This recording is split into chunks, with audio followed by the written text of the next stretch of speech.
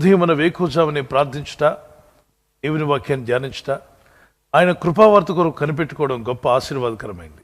ఈరోజు దేవుడు మనకి ఇచ్చినటువంటి వాగ్దానము కీర్తన 103వ కీర్తన 11వ వచనం. భూమి కంటే ఆకాశం ఎంత ఉన్నతముగా ఉన్నదో ఆయన యందు భయభక్తి గల వారి ఎడల ఆయన కృప అంత అధికముగా ఉన్నది. దేవుడు ఈ వాగ్దానం పట్ల నెరవేర్చి ఆయన మనందరిని నడిపిస్తున్నందుకు దేవునికి మహిమ కలుగును గాక.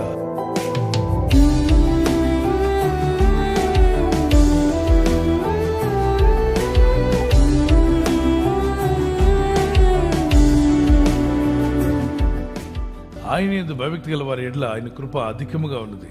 ఆ వ్యక్తికి అసలు అర్హత లేదు, కానీ ఆ అర్హతను కల్పించిస్తారే దాన్ని కృప అంటారు. మానవులైన మనం ఎవరు కూడా పరలోకం వెళ్ళడానికి అర్హులం కాదు. ఆది యొక్క పాపంలో ఉన్న మనమంతా కూడా పాతాళానికి తప్ప పరలోకానికి వెళ్ళడానికి అర్హులం కాదు. మరి పరలోకానికి వెళ్ళడానికి అర్హులు కానీ మనలను అర్హులుగా మార్చడానికి ఈ లోకానికి యేసయ్య వచ్చి తన రక్తమును కాచి ప్రాణం పెట్టి మన స్థానం ఆయన తీసుకుని ఆయన స్థానం మనకివ్వడమే కృప. ఎవరు ఆ పని చేయలేరు ప్రపంచంలో.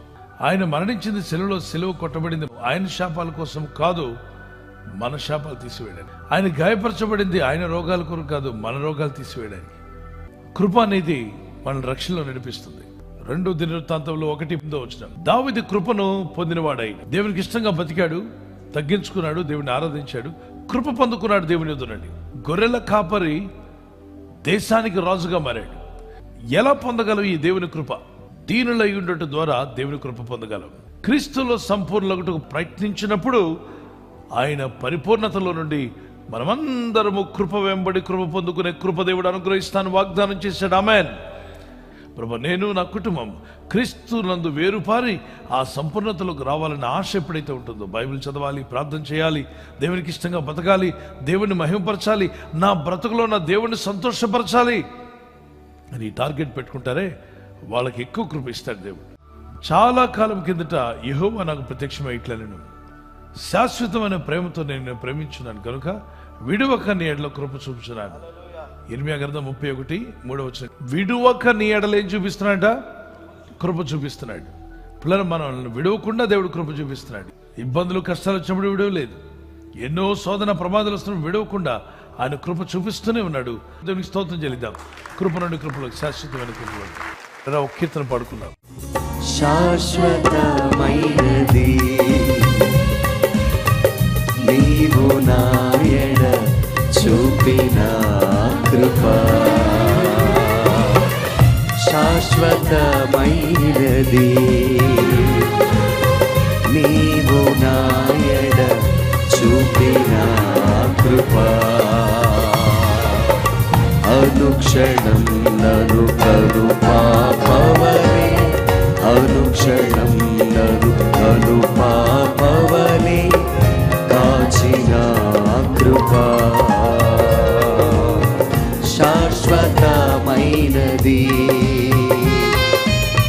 నీవు నా ఎడ చూపిన కృప, శాశ్వతమైనది నీవు నా ఎడ చూపిన కృప. విశ్వాసాలు దేనిలో ఆనందించాలి అంటే దేవునిలో ఆనందించాలి, దేవుని వాక్యములు ఆనందించాలి, దేవుని ప్రజలు ప్రభుని ఆరాధించడం ఆనందించాలి.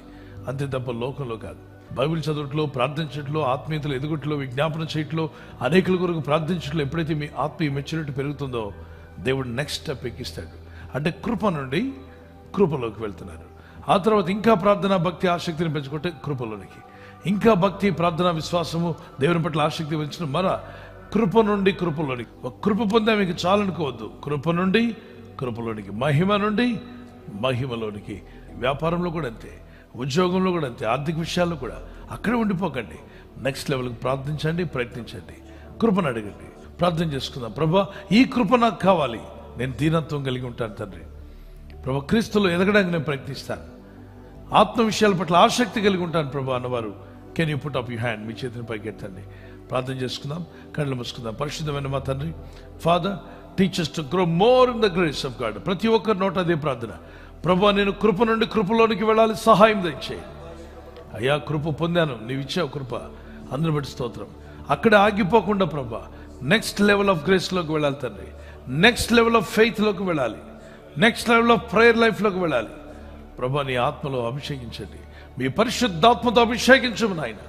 ప్రభా నీ కనికరం చొప్పున నీ ప్రజలందరూ కృప నుండి కృపలోకి వెళ్ళటకు కృప దయచేయమని అడుగుతున్నాను. మహిమ నుండి మహిమలోనికి ఈ వాగ్దానం ఎత్తి ఎవరైతే ప్రార్థిస్తున్నారో ఈ రోజు నుండి ఒక తీర్మానం, నీకు ఇష్టలుగా జీవించాలి, నీ చిత్తం నెరవేర్చాలన్న ఒక మంట వారి హృదయాల్లో కలుగు చేయండి. నీ కొరకు జీవించే కృపను వారికి దయచేయండి. ఎవరైనా హాస్పిటల్లో ఉన్నా, ఐసీయూలో ఉన్నా, ప్రభు ఎవరైతే సీరియస్ కండిషన్లో ఉండి బాధపడుతున్నారో వారికి యేసు నామములో స్వస్థతను అనుగ్రహించండి. కృంగిపోయిన వారిని లేవనెత్తండి. మీ గాయపడిన హస్తమును చాపి వారికి ఉన్న సకల రోగాల నుండి విడుదల ఇచ్చేయి. వారిని లేపి నడిపించిన ఆయన సాక్షులుగా నిలబెట్టుకోండి. ఈ ఉదయకాలం ప్రతి రోగి యేసు నామములో స్వస్థత నొందునుగాక. తండ్రి, ఈ దినం ఎవరైతే ప్రయాణమై వెళ్ళబోతున్నారో, అది రైలు మార్గమైనా, ఆకాశ మార్గమైనా, బస్సుల్లో, వాహనాల్లో ఎక్కడ ప్రయాణం చేస్తున్నా, రోడ్డు మార్గంలో ఏ వాహనంలో వారు ప్రయాణం చేస్తున్నా, నీ ప్రజలకు కాపాడే దూతలను పంపండి. ఉదయం బయలుదేరి సాయంకాలం ఇంటికి వచ్చేంత వరకు నీ కాపుదల, కాపాడే దూతల యొక్క సహాయము నీ ప్రజలకు దయచేయమని అడుగుతున్నాను. ఈరోజు ప్రార్థించి ప్రయత్నించబోతున్న శంకుస్థాపన అయిన, గృహప్రవేశమైన, ఒక బిజినెస్ ప్రారంభిస్తున్నా, ఉద్యోగ ప్రారంభానికి వెళ్తున్నా, ఒక మంచి కార్యక్రమాన్ని ప్రారంభిస్తుండగా, నేను వారి బిడ్డల వివాహం కొరకు ప్రయత్నాలు చేస్తుండగా వారు చేస్తున్న ప్రయత్నాలు ఫలించలాగున మీ దూతలకు ఆజ్ఞాపించండి. మొదట్లో నా స్థితి చాలా కొద్దిగా ఉండింది, తురుదను మహా అభివృద్ధిలో దేవుడిని నడిపించాడని దేవుని సాక్ష్యం ఇచ్చే మిరకల్స్ మీ పట్ల, మీ కుటుంబం పట్ల యేసయ్య జరిగించి ఆయన మహిమ పొందునుగాక. నజరుడైన యేసుక్రీస్తు పరిశుద్ధ నామములో అడిగి వేడుకొనుచున్నాను నా పరలోకపు తండ్రి. ఆమేన్. God bless you.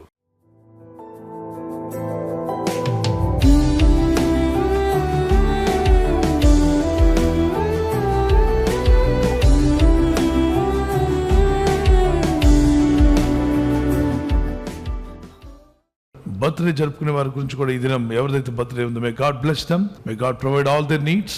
Happy birthday to you, many more returns of the day today as the Lord gives you one more year. మరి నూతన సంవత్సరంలో ప్రవేశించిన మీకు ఈ వాగ్దానాన్ని కూడా తీసుకుని జోబ్ చాప్టర్ 11:17, యోబు గ్రంథం 11:17 నీ బ్రతుకు మధ్యాహ్న కాల తేజస్సు కంటే అధికముగా ప్రకాశించును. మధ్యాహ్న కాల తేజస్సు కంటే, అంటే మధ్యాహ్నం కన్నా కూడా తేజస్సు, వెలుగు ప్రకాశించును అని రాయబడింది. దేవుని వాక్యము సత్యమే. దేవుని వాక్యం విశ్వసించిన వారిని వారు మధ్యాహ్న కాలపు తేజస్సు వలె దేవుడు మీ జీవితాలను ప్రకాశింపజేయునుగాక. ఆమేన్. Your life will be brighter than noon day. The brighter future, brighter blessings. May the Lord provide all your needs. ప్రభు మీకు దయచేయాలి మా ప్రార్థన. సో గత సంవత్సరాల కంటే ఈ సంవత్సరం మీరు ఎక్కువ ప్రకాశించాలని, ప్రభు కొరకు వాడబడాలని మా ప్రార్థన. మే the lord continue to bless you and keep you. God bless you with this promise. Marriage anniversary జరుపుకునే వారికి రూత్ చాప్టర్ 2:12, రూత్ గ్రంథము 2:12 యెహోవా నీవు చేసిన దానికి ప్రతిఫలం ఇచ్చేవాడు. యెహోవా నీవు చేసిన దానికి ప్రతిఫలం ఇచ్చిన, అంటే ప్రభు మనం ఏదైతే చేస్తున్నామో మంచి పనులు వాటికి ప్రతిఫలం ఇస్తానని వాగ్దానం చేస్తున్నాం. మీరు చేసే ప్రార్థనలకు ప్రతిఫలం దయచేయునుగాక. May the Lord repay you for what you have done. You have done a good thing, or whatever you have done good things for God and God's ministry or people of God. May the Lord repay you. మీ భార్య భర్తలుగా మీ ఇద్దరు దేవుని పని కొరకు, దేవుని సేవలో, ప్రార్థనలో ఎలా సమయం గడుపుతున్నారు చూస్తున్నారు కదా. మంచి పనులు చేస్తున్నప్పుడు దేవుడు మీకు రీపే చేస్తాడంట తప్పనిసరిగా. దేవుని కనికరం చొప్పున మీ కుటుంబాలు దీవించబడి వర్ధిల్లి అభివృద్ధి పొందునుగాక. ప్రభు చిత్తమైతే అని రాకడాల్సిమైతే silver jubilee, golden jubilee, platinum jubilee జరుపుకునే కృప దంపతులైన దేవుడు మీకు దయచేయునుగాక. Once again happy anniversary. May God bless you.